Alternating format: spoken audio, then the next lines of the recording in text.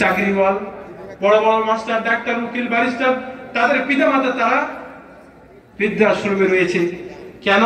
তাদের মধ্যে পিতামাতার সম্মান, পিতামাতার ইজ্জত করার এই চিন্তা চেতনা তাদের মধ্যে, এই শিক্ষা তাদের মধ্যে না থাকার কারণে আজকে পিতামাতাকে সেইখানে পাঠিয়েছে। কাজে আমার আপনার উচিত যে সন্তানদেরকে সুশিক্ষা দেওয়া, তাদের মধ্যে রাসূলের আদর্শ তার মধ্যে নিয়ে আসা।